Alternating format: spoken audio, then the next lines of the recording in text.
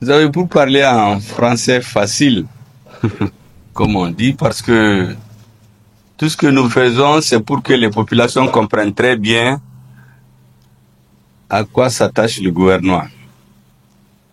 C'est beaucoup plus ça qu'un débat entre nous. La réalité de quoi il s'agit. D'habitude au Mali, après les grands forums, on attend jusqu'au prochain forum. Souvent, il y a des pays qui viennent prendre nos conclusions et ils vont travailler, ils avancent plus que nous. Cette fois-ci, le président a décidé de faire l'inverse. Vous savez que les assises de la refondation sont issues d'une combinaison des avis et des préoccupations de l'ensemble des couches de notre société. Vous aviez d'abord les forces qui se sont mobilisées. Souvent, je dis aux gens de ne pas confondre les populations et les peuples. Les populations, c'est 20 millions chez nous. Mais le peuple, c'est la force active qui tire, qui imprime sa marque aux décisions à un moment donné. Il y a donc ces demandes. Vous avez ensuite les demandes des forces armées de sécurité. Ils sont venus parachever cette demande du peuple. Et ça ne suffisait pas.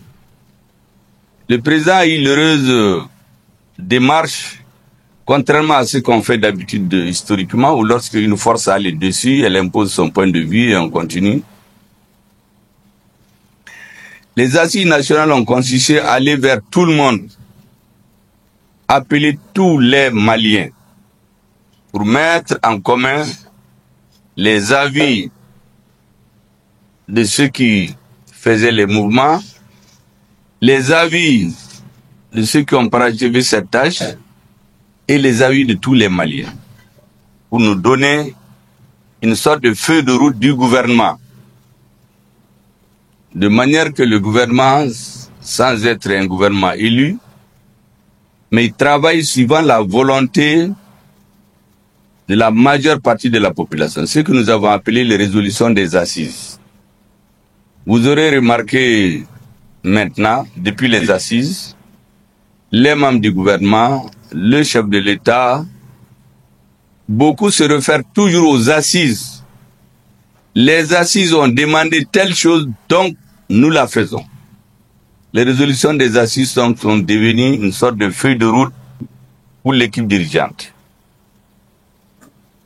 Mais on ne s'est pas limité à ça.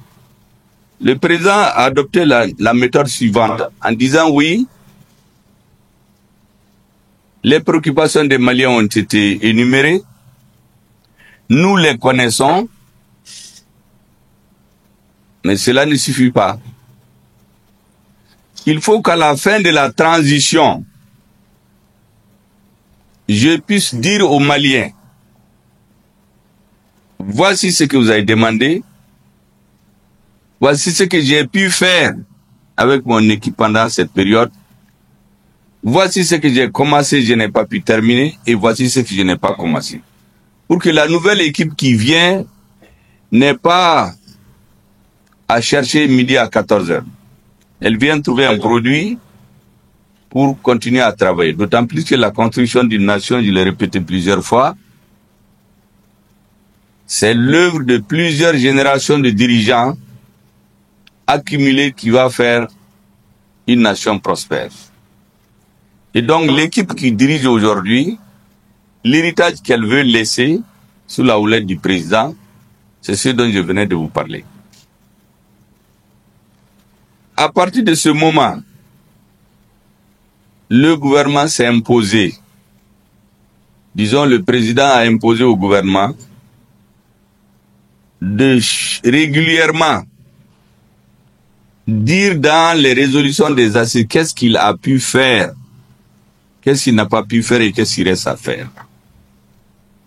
Et pour un bon contrôle du travail gouvernemental, le président a mis à ses côtés le comité indépendant de suivi, évaluation et évaluation des résolutions des assises. Ces explications, tous ceux qui m'écoutent ici comprennent déjà, mais je le dis en direction des Maliens, qu'ils comprennent à quel exercice on s'adonne ici. L'exercice d'aujourd'hui, c'est pour voir parmi les résolutions que les Maliens ont demandées en décembre 2021, qu'est-ce que le gouvernement a pu faire et qu'est-ce qu'il n'a pas pu faire. Et il rend compte au président à travers le comité indépendant de suivi et évaluation, le sincère des assises ANR. Au regard de ce qui vient de nous être présenté, il faut d'abord féliciter nos professeurs, parce qu'en réalité, ils sont là pour nous évaluer. Les membres du gouvernement nous sommes les élèves, ils nous notent, ils présentent la note au professeur qui doit rendre compte au peuple à la fin du mandat, qui est le président. Je voudrais donc dire merci à nos professeurs. Et dès le début, je l'ai dit, la qualité des hommes qui ont été choisis ne souffre d'aucune contestation. Nous venons de voir que de façon objective, sans aucune complaisance, ils nous ont dit clairement, voici ce que vous avez pu faire, voici ce qu'il vous reste à faire. Et les interventions du ministre de la Refondation, à partir desquelles j'ai fait un petit calcul, 300 sur 500 actions, nous avons pratiquement 60% d'actions qui ont soit commencé et terminé, soit sont en cours d'exécution, me semble être une note acceptable. En tout cas, dans les élections, quand tu as 60%, vous pouvez être sûr de passer. Bon, c'est pas toujours comme ça, mais quand on a 6 sur 10, on passe aussi. Donc, on a la note de passage. Les membres du gouvernement. C'est la note que le sincère vient de nous donner. Le président va apprécier parce que c'est lui qui confirme cette note in fine.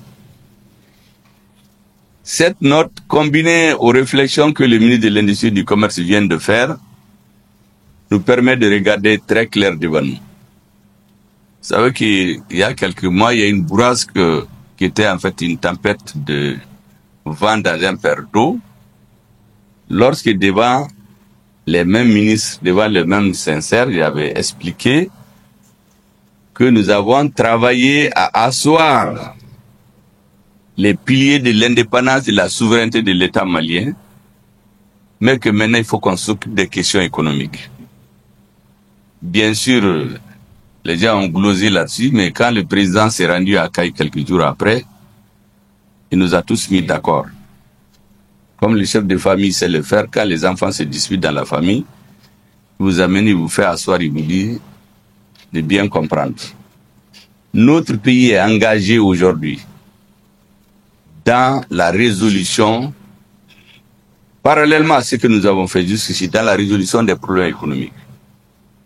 Mais je voudrais dire à nos citoyens de comprendre, notre pays est en guerre.